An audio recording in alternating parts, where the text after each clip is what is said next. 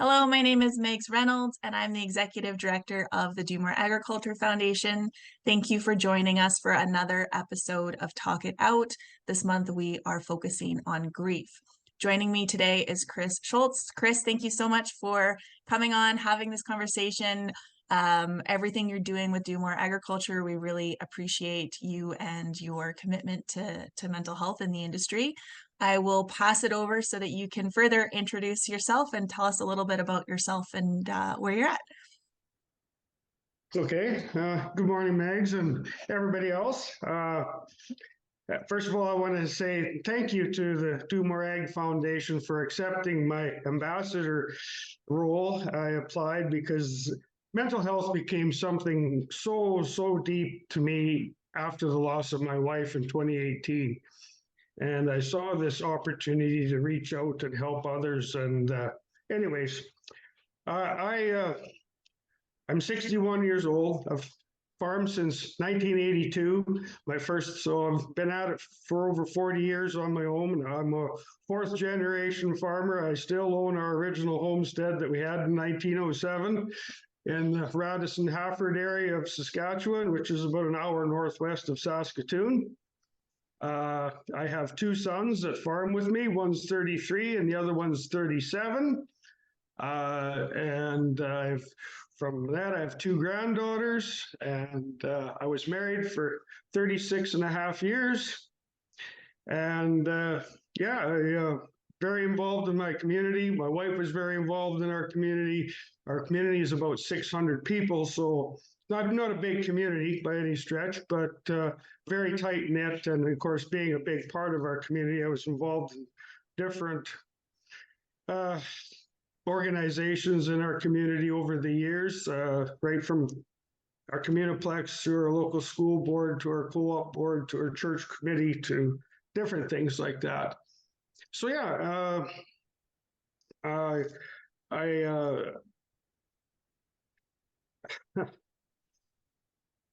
really had a big change in my life happened then in 2018, like I say, so unexpectedly, but that brought out a lot of changes and necessary a new world for me, and this is part of that new world. So Well, I'm so sorry for your loss, but I am also so incredibly thankful for you being an ambassador for Do More and for being a part of the conversation and sharing what you've gone through and your loss. And I can only imagine how hard that is.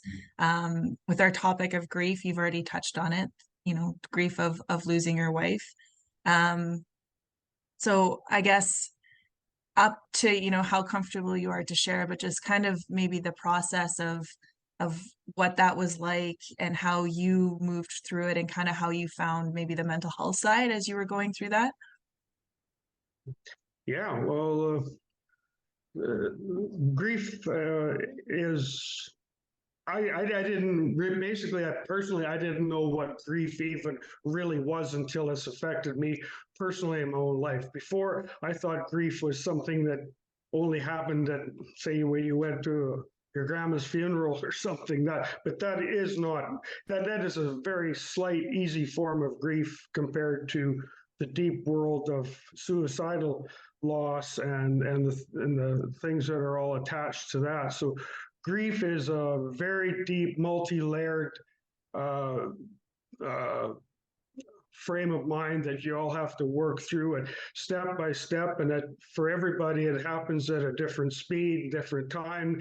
There are no set rules. So you just got to work through at your own mental capacity and it's use it as a very powerful tool towards healing. Grief is a very necessary and part of healing, and yeah, it has to be done in a kind of a chronological order, kind of a thing.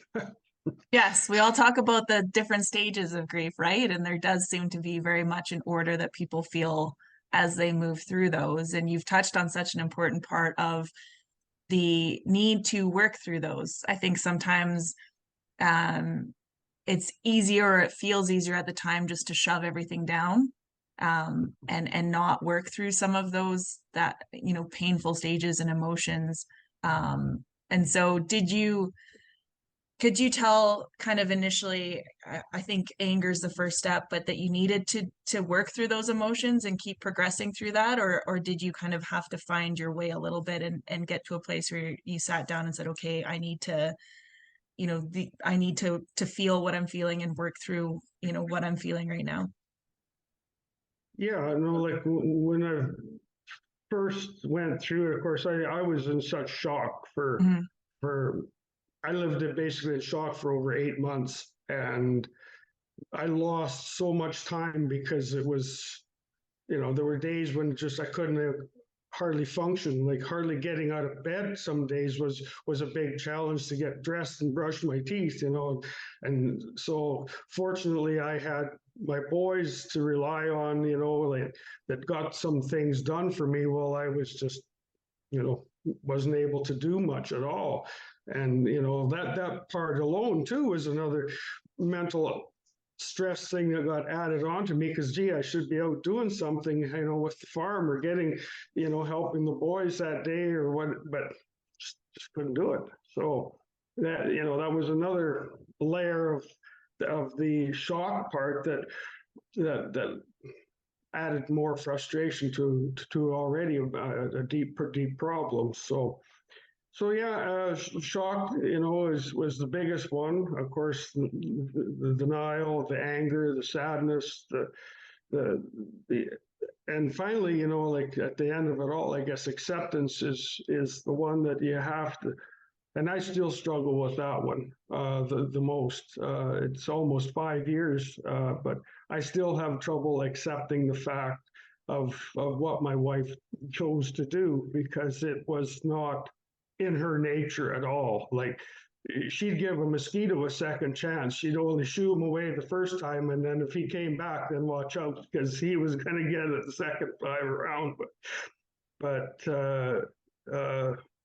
so that, it was just uh, devastating to have gone through that. But uh, fortunately, I had the support of a lot of people to help me through the various stages, different counselors. I went through 3 different types of counselors. I started off just with a grief counselor at first, and then I went to a trauma counselor, and then I was back to the same grief counselor, because once I started getting my trauma pushed to an acceptable, workable level, then I could focus on the actual grieving part again. And so it was a long, slow process for me. And sometimes I still relapse on some of the aspects of grieving Mhm. from time to time.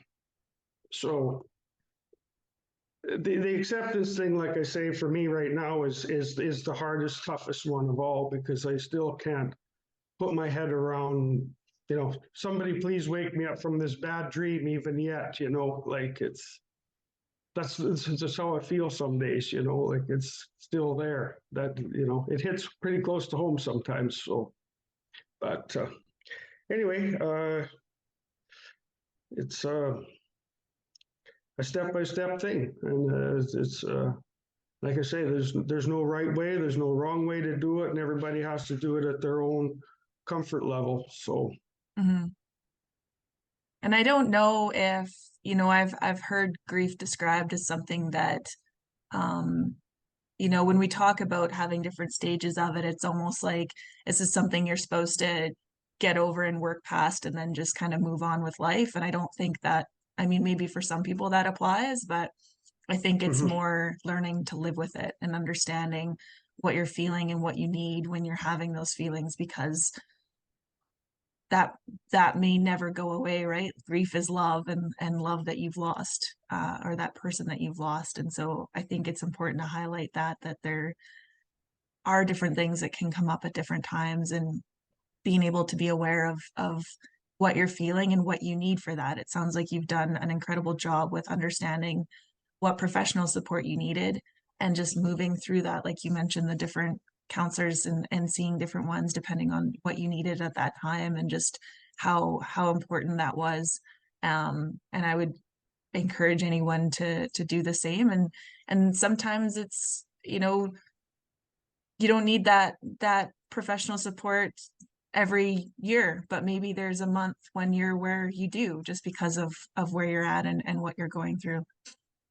Right. And like I say, I had three different counselors over the times, and I started off with one, and it was a fairly good counselor. We had a very good connection. The second one was more in depth. Like that was the one that really got to the core of what was my, in the back of my mind that needed to be helped with the most. And after I got that away, then like I say, I could focus on the other parts of grieving that I was having. I couldn't even begin to do before I got rid of some of that guilt and anger that went with it, first of all. So, it's, oh, sorry, I'm just kind of lost here in my thoughts. There's so many running through my head all at once. I just got to sort them out one by one. So, How, especially at the beginning, you talked about, all the support that you had, the community support. Um, how did people support, and were there ways that you think, because I know one of the conversations that we've had, especially recently, that I've had with some individuals because they've lost friends to death by suicide, that, they don't, there's almost that hesitation to support in the way that they would normally support because they're worried about how making someone feel uncomfortable. So with how the community came together and supported you, what did that look like? And were there ways that you wished people maybe would have supported or would have engaged? uh, like being from a small town, uh, and I've lived here all my 61 years to this point. So there wasn't hardly a soul that didn't know the Schultz family somewhere along the lines. So, first of all, I guess I got most of my support from my family. They were incredible.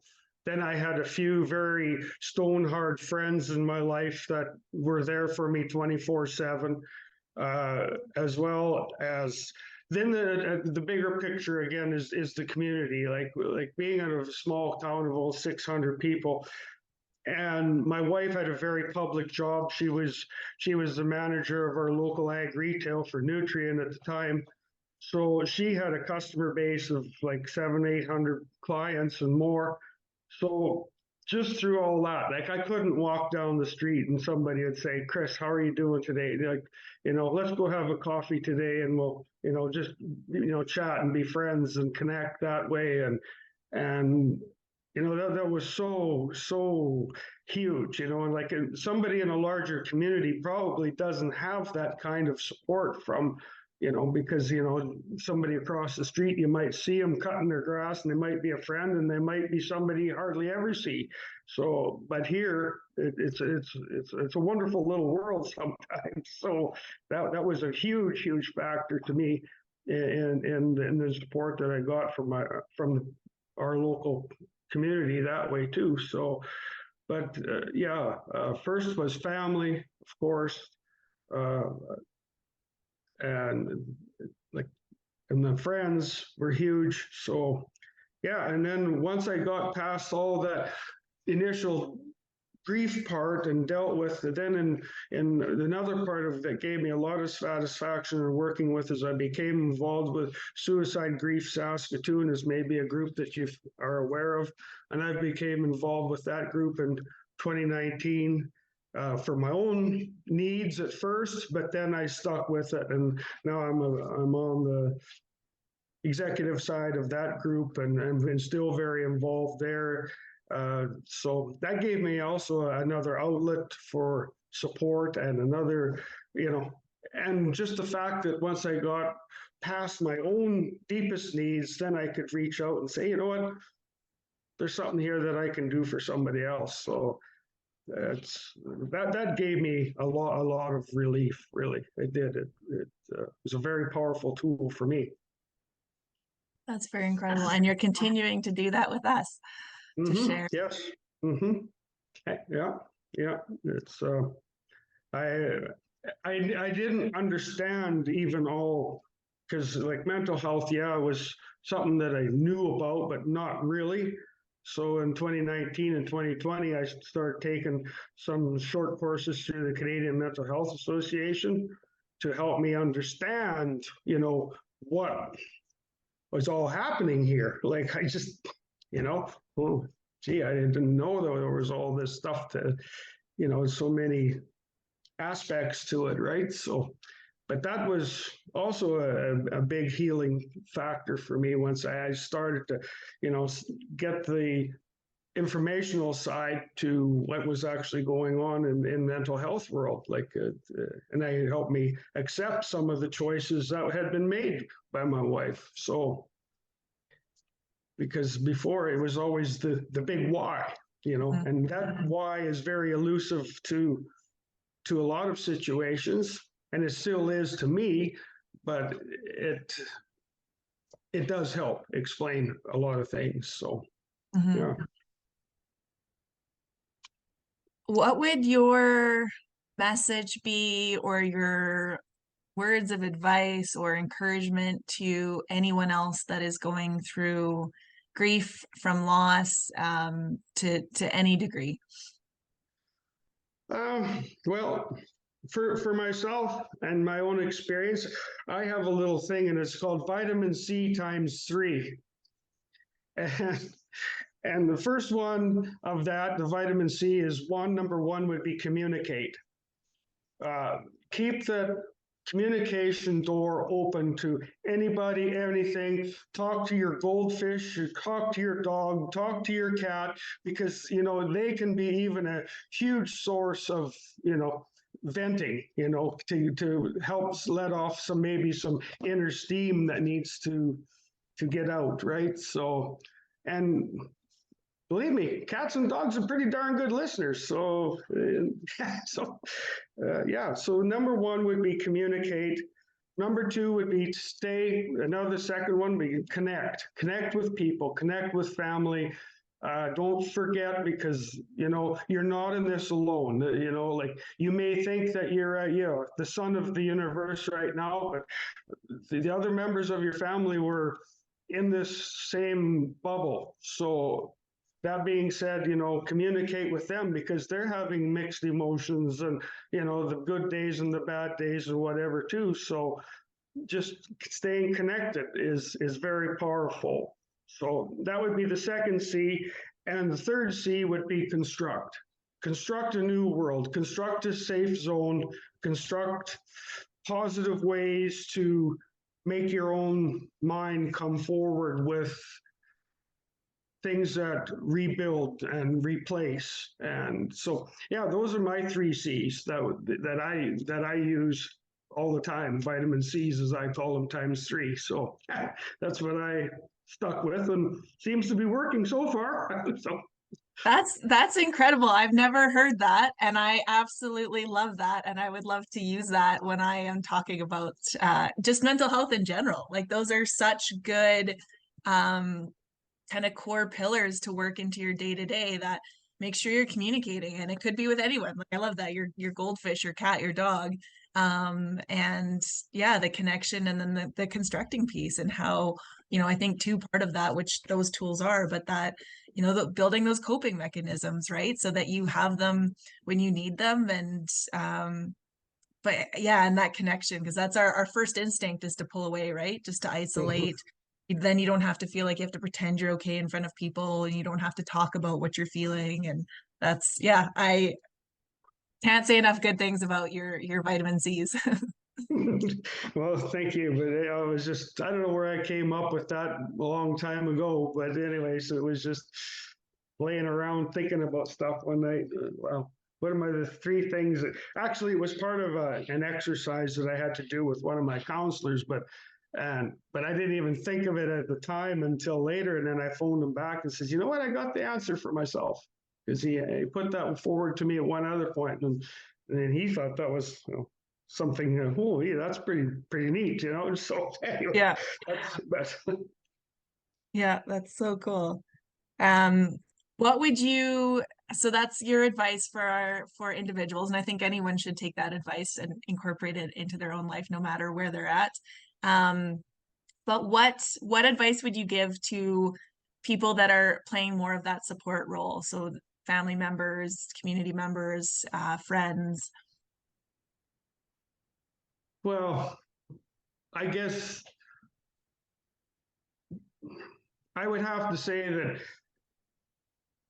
supporting each other through mental health is ever more prevalent in today's ag world, especially, and then even in all, not all levels. Like even homeowners are struggling with, the high grocery bills and high rent prices and whatever nowadays, and it just seems like the mental health level for Canadians and people probably across other regions as well are experiencing, difficult days and difficult times, and the stress level that comes with that is probably growing and growing. So the need for everybody to become more aware so that we can reach out and see the need growing, and the needs of other people have to follow along suit, right? As the demand for mental health increases, so does the sport have to kind of follow along, so that we're not always being in a reactive zone, and we'd rather be in a proactive zone so that we could handle the situation prior to, to prevent possible catastrophic events rather than being reactive to those. So I think that's where a lot of work has to be done through every organization across this land to support people that are struggling, and that's the name of the game for I think for me personally. Mhm. I think too, we can, make a call to action for individuals as well. Like when you're in a good spot and you're feeling like you're in a good spot, that's the best time to start working on things. Mhm. What do you have some coping mechanisms? Have you practiced some breathing, techniques before? Do you journal or meditate or prayer or stay connected with people? And just how having those kind of in your toolbox when you're in a good place, that allows you to bring those out when something is going on, because it can Mhm. be really hard to implement or even learn some of those things when you're not in a great place, when you're struggling and when you're going through something. It's almost like sending an athlete to the Olympics and they've never trained for their event. That first time they show up is they're going to do it, right? Just how I Right. think we need to shift our mindset a little from focusing on I mean, we need to focus on like how do we support someone when they're going through something and they need that support, but what can we as individuals do in our day-to-day throughout kind of the rest of life? Like I think it's that continual learning and self, improvement of working on it and becoming more aware, and your comment of reacting versus responding, right? And just building that into our day-to-day and how we can help through that, make ourselves healthier through the process, especially when, life comes with challenges and different things and loss, and make sure that we have that foundation to try to go through those things in a better place than we would have maybe last year or 5 years ago. Right. Yeah. Because like, even in my research after the fact too, like there was a couple things about mental health, and when it comes to patients actually going to see their physicians, like there was so many areas that just didn't make sense to me. So actually, I started going through some of the medical journals that are used in universities to find out where do we stand in Canada with mental health when it comes to training even our doctors and such. And of course, 90% of it was over and beyond my head, but there were some of the basics, though, Megs, that was very understandable and very, uh, really made me think, you know, why is this stuff so outdated? Some of it, first of all, like there was one journal that was written originally in 1952, and it was revised in 1964. Well, the information in there, today's world in 2023 is a lot different than it was, 50, 60 years ago. So that was something I started actually working on, and I actually came up with a couple proposals and put them through towards our local MLA to take to Regina to see if there could be something could be done about it. And actually, the one proposal has been tabled, and looking forward to a positive result someday from that.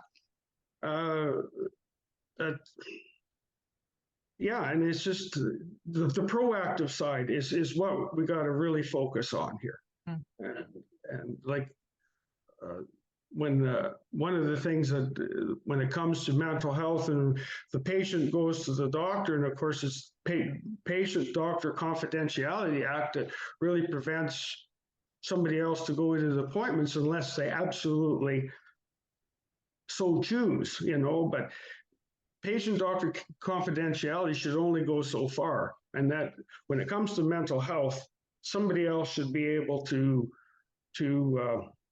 work with these people so that they have a second set of ears, a second set of eyes, a second, because quite often signals get mixed between the patient and the doctor.